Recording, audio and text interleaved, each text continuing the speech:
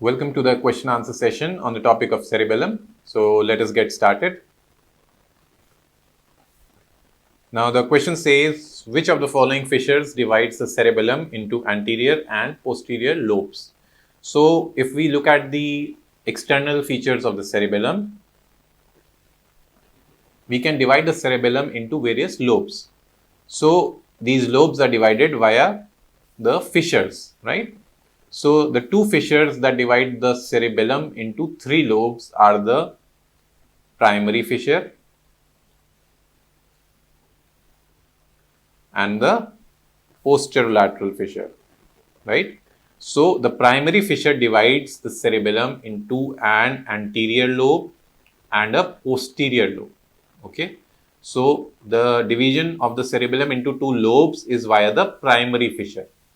There is, however, another fissure that is shown here, that is the horizontal fissure. It is midway between the superior and inferior surfaces.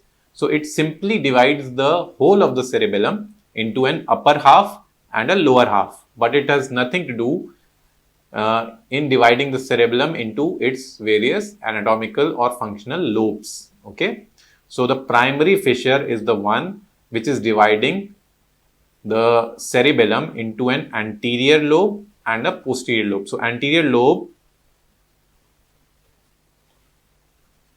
is the lobe which is shaded in pink here, and also it takes two zones of the vermis. These two zones, that is the number 7 and 8 which are marked here, which is the pyramis and the uvula.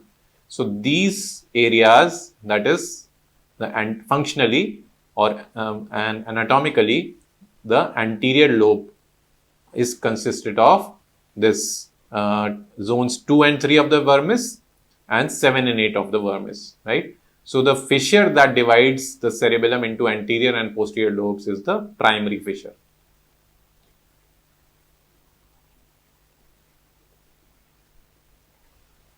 So the correct option here is the primary fissure. The horizontal lobe, as we saw, simply divides the cerebellum into an upper half and a lower half, whereas the posterolateral fissure separates the posterior lobe from the flocculonodular lobe, and there is no secondary fissure. Now the question asks us, which of the following is a part of the paleocerebellum, right?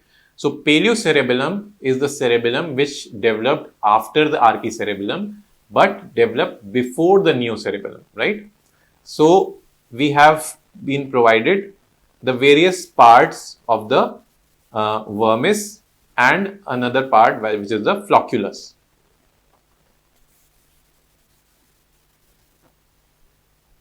So the three parts of the vermis that have been provided to us are the lingula. This is the lingula, the first zone.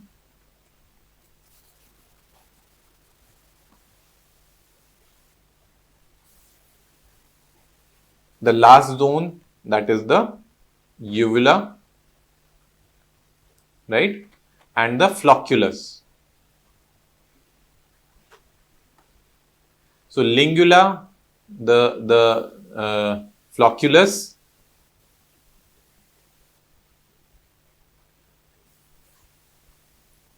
so uvula is actually zone number 8, right?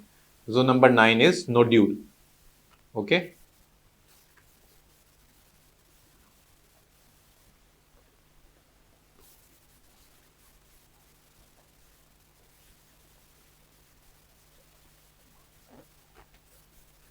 So these structures marked in blue are the ones which are part of the archicerebellum. These are the parts which developed first, right? So these are the parts of the archicerebellum, that is the lingula, the first zone of the vermis, and the nodule and the flocculus, which together form the flocculonodular lobe.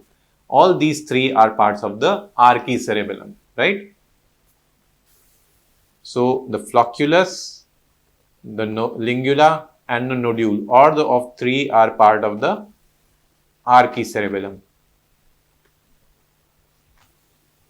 Why? Because these developed first of all. So only option here which developed after the archicerebellum is the uvula.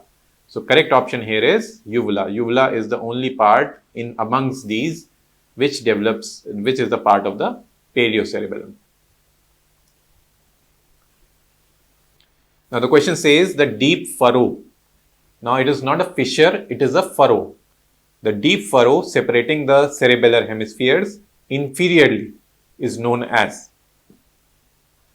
So now we take a look at the cerebellum from front, which is showing us this gap here, this furrow here, this furrow, and we can make out that this is not exactly a fissure. Fissure actually extends into the substance of the cerebellum, right? So this furrow is simply demarcating the two hemispheres, right? And this furrow is known as the vallecula, right? So the correct option here is the deep furrow separating the cerebellar hemispheres inferiorly is the vallecula, right? Cerebellar notch is present superiorly. Fissura prima is a fissure that separates the anterior lobe from the posterior lobe, right? And the vermis, as we have already seen, is the central part which is connecting the two cerebellar hemispheres. So the correct option here is the vallecula. Now this question says efferents from the cerebellum arise from. Now again, this is slightly tricky question, although it looks very simple. It asks us the efferent that arise from the cerebellum, right? We have not been asked the efferents from the cerebellar cortex. So there is a big difference. Why? When we look at the histology of the cerebellum, we have divided the cerebellum, the cerebellar cortex into a molecular layer, a Purkinje cell layer and a granular layer. And then we come to the white matter here, in which there are deep cerebellar nuclei, right? So the Purkinje cells are located in the Purkinje cell layer, right? The molecular cell layer consists of the stellate cells and the basket cells, right? And the granular cell layer consists of the granular cells and the Golgi cells. So the Purkinje cells, the only out of these 5 types of cells, the Purkinje cells are the only cells which give out efferents from the cerebellar cortex, and these efferents from the Purkinje cells, the axons of the Purkinje cells, they end or they synapse on the deep cerebellar nuclei, right? So the only neuron which is giving efferents, that means output fibers from the cortex, are the Purkinje cells.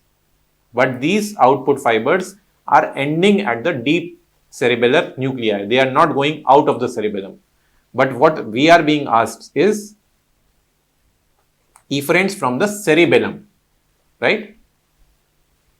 So these deep cerebellar nuclei, they finally give out efferents which pass out of the cerebellum, right?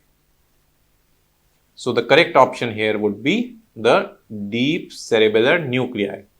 Instead of this, if the question had been asked that efferents from the cerebellar cortex arise from, then we only had to look out from the 5 types of neurons in the cerebellar cortex. So in that, the correct option would have been the Purkinje cells, right? But because we are not being asked about the cortex, we are being asked about the whole cerebellum, right? So the only cells or the nuclei which give out efferents or the output fibers which come out of the cerebellum, that the answer would be the deep cerebellar nuclei.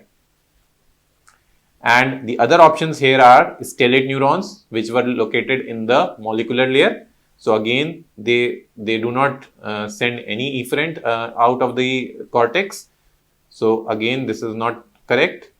And cerebellar glomeruli. What are cerebellar glomeruli? Cerebellar glomeruli are the combination or the formation of the synaptic structure between the mossy fiber, this is the synaptic end of the mossy fiber, and the dendrites of the granular cells, dendrites of the Golgi cells, and even the axons of the Golgi cells. So this whole structure, which contains multiple synapses, this whole structure is known as the glomerulus, right? And this expanded end of the mossy fiber, this is known as a rosette, right? So again, that has got nothing to do with efferent fibers. Now, this image-based question is about the histological appearance of the cerebellar cortex. And the question says the marked cells inhibit which of the following, right? So, firstly, we have to identify the marked cells. So, we can see these cells which are having very prominent cell bodies and which are flask shaped, and they are in a single layer, right? So, these cells which are in a single layer and highly eosinophilic, they are very pink. So, obviously, this layer is the Purkinje cell layer. So, this layer here is the Purkinje cell layer. Exterior to that is the molecular layer, and interior to that is the glomerular layer, right? So, these are the Purkinje cells. Now, once we have identified the Purkinje cells, now we have to answer which other cells are these inhibiting, right? So, Purkinje cells are giving out efferents which are inhibitory to what? To the deep cerebellar nuclei. So, the axons of the Purkinje cells are going away from the surface of the cerebellum deep into the white matter, and there they synapse and end on the deep cerebellar nuclei. And obviously, the Purkinje cells are inhibitory. They are GABAergic. So, the correct option here would be the deep cerebellar nuclei. So, the Golgi cells are, they are not directly related to the Purkinje cells. The basket cells are the cells in the molecular layer. They themselves inhibit the Purkinje cells. So, both of these cannot be options. And vestibular nuclei are the brainstem nuclei located at the pontomedullary junction. So, again, they are not directly related to the Purkinje cells. Now, this question says structures not passing through the inferior cerebellar peduncle. So, for this question, we need to know there are 3 cerebellar peduncles. Each of these connects the cerebellum with the 3 parts of the brainstem, right? And what are the structures entering and exiting the cerebellum, okay? So, this is the brainstem. So, there will be an inferior cerebellar peduncle, a middle cerebellar peduncle, and a superior cerebellar peduncle.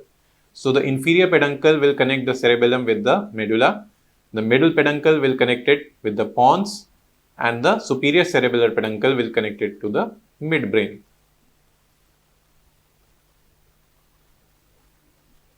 Right? And the thing to note here is, one important point to note here is that the middle cerebellar peduncle has a one-way traffic. It will only allow ingoing fibers but will not allow outcoming fibers. So, there will be only afferents,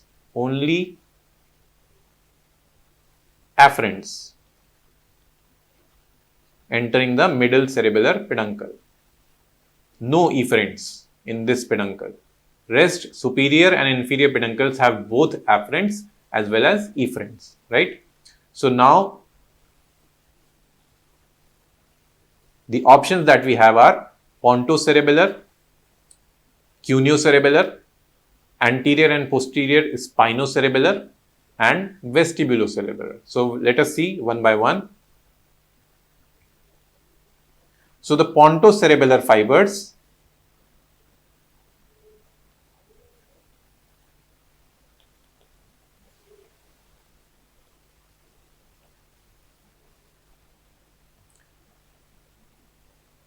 These pontocerebellar fibers are the fibers arising from the pontine nuclei, right? And because pontine nuclei obviously will be in the pons, and the pons is connected to the cerebellum via the middle cerebellar peduncle. So these fibers will straight away enter through the middle cerebellar peduncle. Okay, so these fibers will enter through the middle cerebellar peduncle.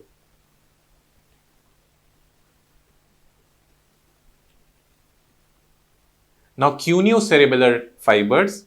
Cuneo-cerebellar fibers are the fibers which are taking proprioceptive information from the upper limbs, right? So, proprioceptive information from the upper limbs is being taken by these fibers. That means they are coming from down below from the spinal cord. So, as soon as these fibers reach the brainstem, the first peduncle that they encounter is the inferior peduncle, and they straight away enter the inferior peduncle, right? So, cuneo-cerebellar fibers will enter the inferior cerebellar peduncle.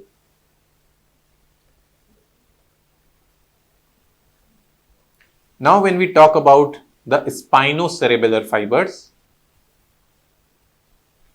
let us make a section of the spinal cord. So, the spinal cord has a dorsal spinocerebellar tract and a ventral spinocerebellar tract, right? And superiorly, there is the midbrain, the pons, and the medulla. Behind is the cerebellum, right? So, each of these parts will be having their own peduncles. So, the dorsal or the posterior spinocerebellar tract will enter and arise in the spinal cord, and as soon as it encounters the inferior peduncle, it straight away enters the cerebellum. So, inferior instead of inferior, the posterior spinocerebellar tract, it arises ipsilaterally and enters the inferior peduncle, inferior cerebellar peduncle. The anterior spinocerebellar tract is slightly different. Why? Because the fibers enter from the opposite side, and once they enter,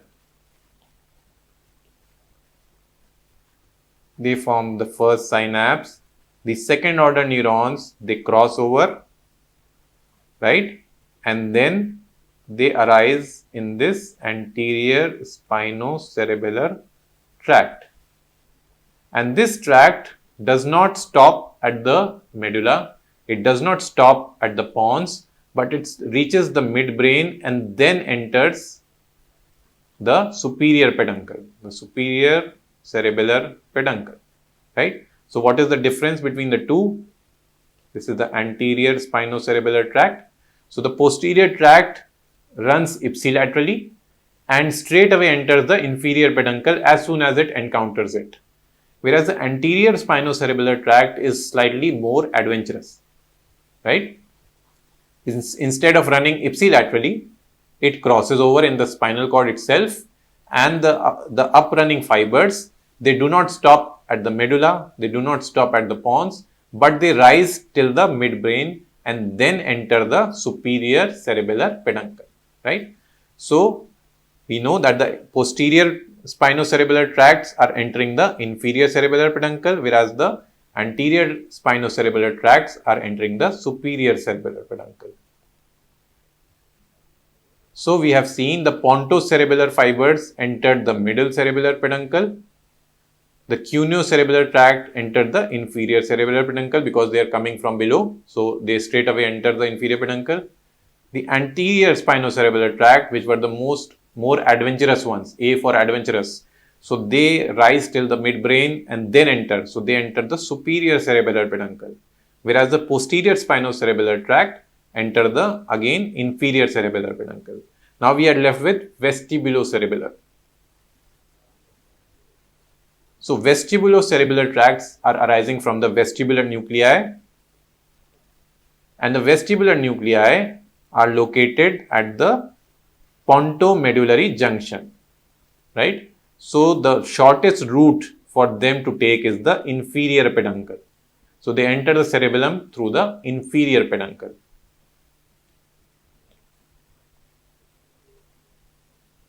So once again, these are entering the inferior cerebellar peduncle. So the question asked us structures not passing through the inferior cerebellar peduncle. So the structures not passing the inferior cerebellar peduncle would be pontocerebellar and anterior spinocerebellar, right? So all the other three are passing through the inferior cerebellar peduncle. Now this question asks us the excitatory neurons of the cerebellar cortex are. So for this we need to know which are the neurons in the cerebellar cortex. So the types of neurons we have in the cerebellar cortex are: number one, the stellate cells; number two, we have the basket cells, right? Then we have the Purkinje cells. Then we have the Golgi cells, and finally we have the granule cells. So these are total 5 types of cells which are present in the cerebellar cortex, right? Out of these, the first 2 are present in the molecular layer. The Purkinje cells are located in their own layer, the Purkinje cell layer, and the last 2 are located in the granular layer. So the important thing to note here is, out of these 5, the first 4, all of these are inhibitory. That means they secrete gamma aminobutyric acid, GABA. So all these are GABAergic and they are inhibitory. The only excitatory neuron here is the granule cell, which is actually located in the granular layer, but its axons run towards the molecular layer where they bifurcate and excite the dendrites of the Purkinje cells, right? So the correct option here is the granular cells.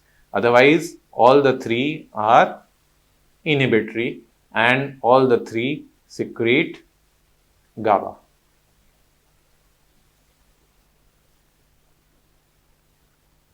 Now this is a very straightforward question. The climbing fibers to the cerebellum arise from. So we are talking about the fibers entering the cerebellum. That means the afferents to the cerebellum. So the afferents can be divided into 2 types. So first type is climbing fibers and the second type is mossy fibers. So the only difference in between these 2 types of fibers is the origin. The climbing fibers are the ones which originate in the inferior olivary nucleus, right? So all the fibers that are originating in the inferior olivary nucleus, which is located in the medulla, these will constitute the climbing fibers. And why are they known as climbing? Because they extend right up to the topmost layer, that is the molecular cell layer of the cerebellar cortex. So climbing fibers, what we need to remember is that they originate from the inferior olivary nucleus.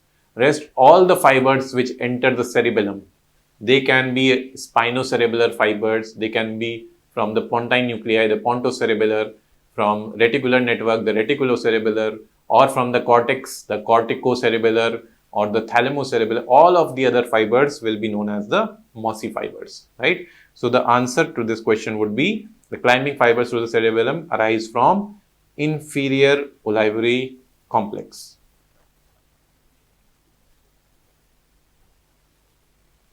And if you want to represent it diagrammatically, so the inferior olivary complex is located here and the fibers arising from that enter the inferior cerebellar peduncle,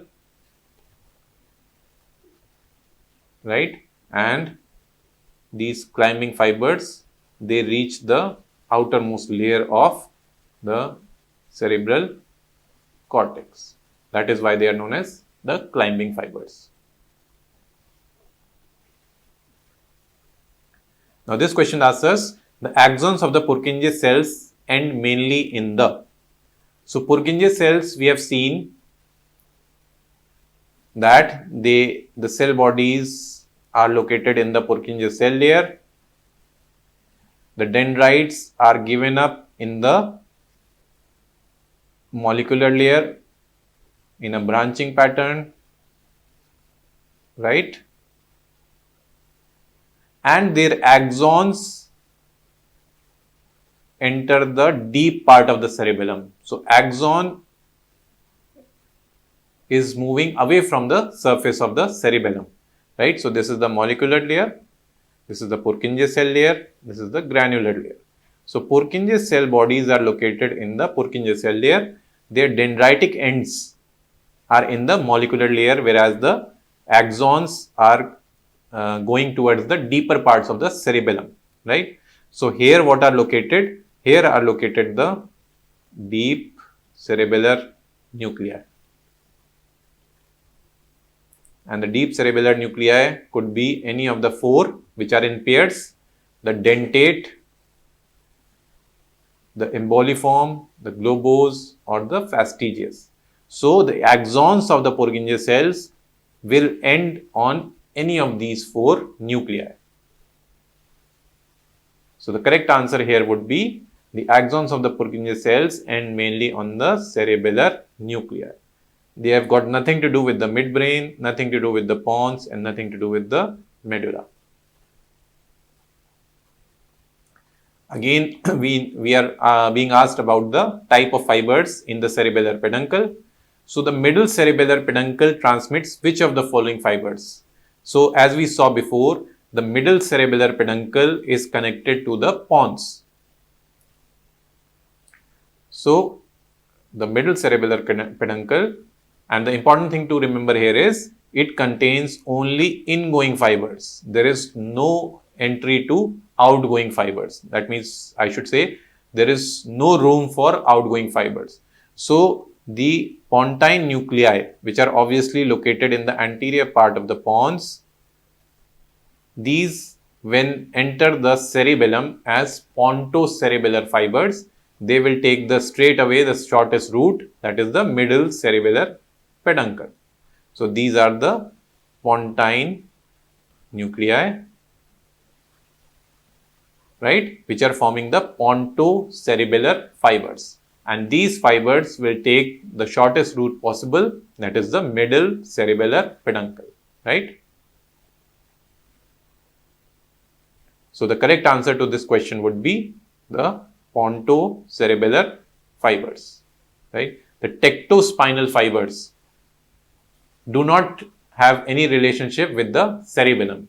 Tectospinal fibers arise from the tectal part of the midbrain and go down to the spinal cord, right? So they have got nothing to do with the cerebellum. The spinocerebellar fibers can be of two types, as we saw, anterior or posterior.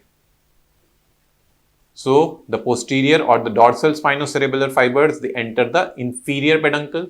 The anterior fibers are more adventurous. They rise to the midbrain and enter the superior peduncle. Whereas the vestibulocerebellar fibers arise from the vestibular nucleus located at the pontomedullary junction, and because it is more nearer to the inferior peduncle, so these fibers will enter the inferior peduncle, inferior cerebellar peduncle, right? So these would either be entering the superior cerebellar peduncle or inferior cerebellar peduncle. The only correct option here is the pontocerebellar fibers, which will enter the middle cerebellar peduncle.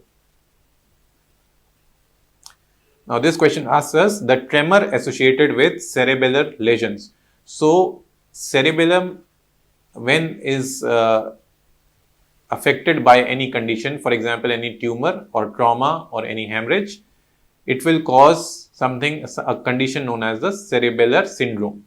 In this, there is a very common occurring of tremors. That means there is vibration of certain muscles of the body. The important thing to note in the cerebellar lesions is that the tremors will occur only when there is movement. That means because the cerebellum is more considered about the movement part of the body. That means it has functions of balance, maintaining the muscle tone, and maintaining the fine skilled motor movements, right? So because these are the functions of the cerebellum, so obviously when there is a lesion, if that lesion produces a tremor, that tremor will only be produced whenever there is a movement. So these cannot be at rest. So there cannot be a resting tremor, right? And obviously when a person is asleep, the person will not be moving. So again, these will not occur during sleep. Now we have two options, that it occurs ipsilateral to lesion or it occurs contralateral to lesion.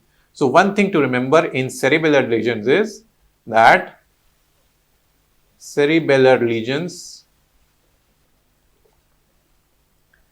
they affect ipsilaterally. What does this mean? This means that if there is a lesion in the left cerebral hemisphere or left part of the cerebellum, it will affect the left part of the body, right? Not the contralateral part.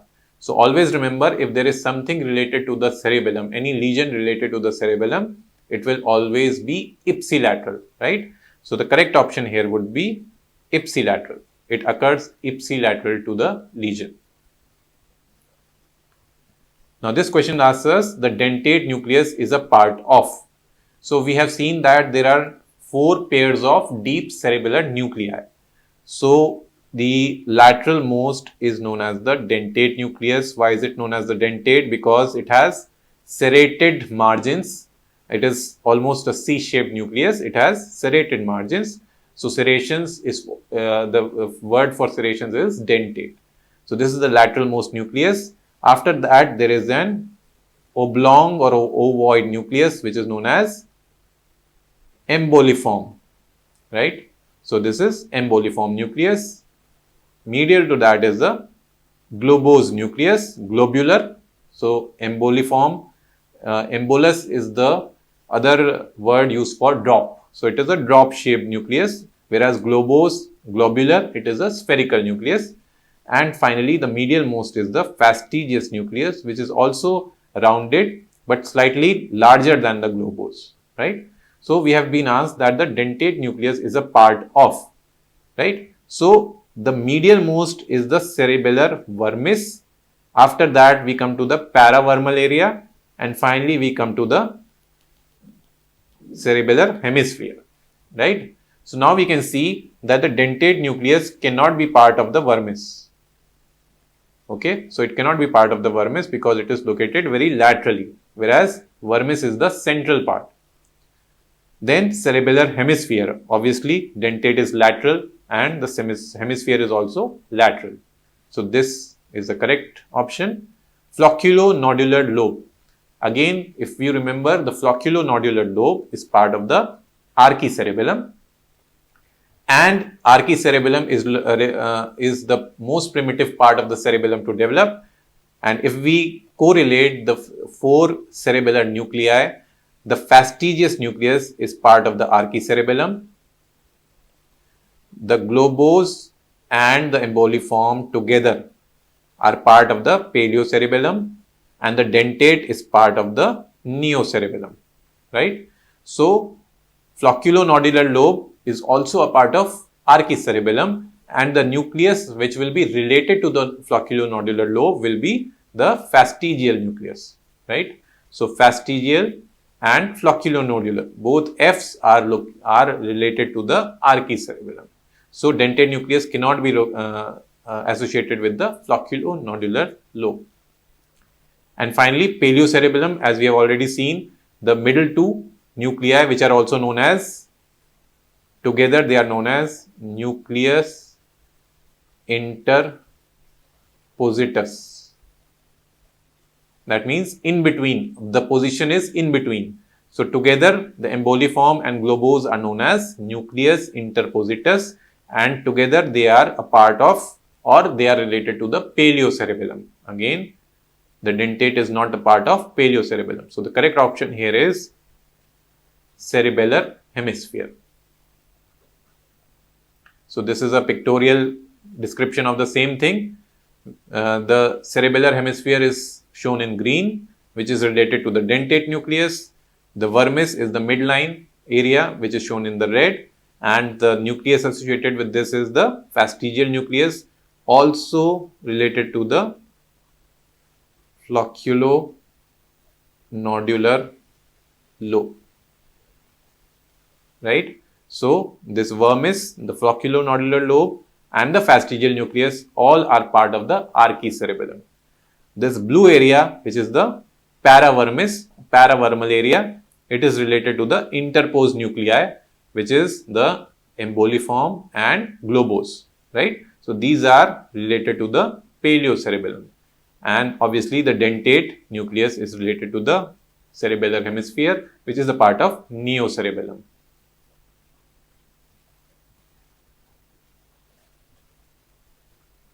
Now this is a question asking us about the arterial supply. The cerebellum is supplied by all except.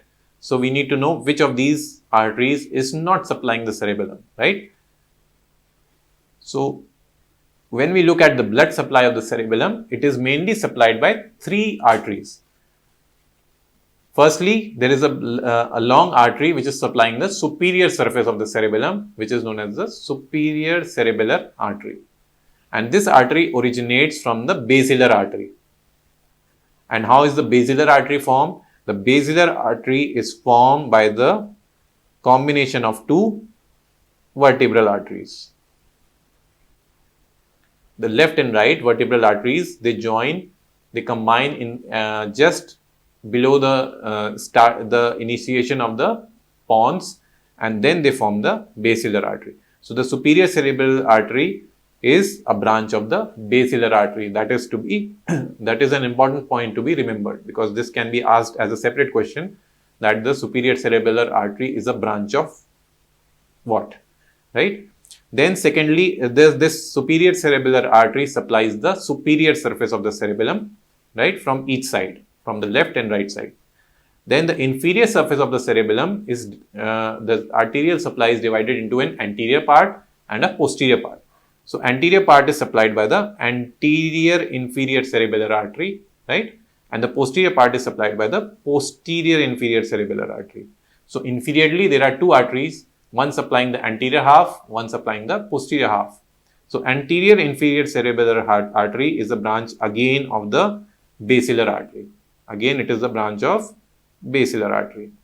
The only difference here is the posterior inferior cerebellar artery is usually the branch of the vertebral artery, right? So this area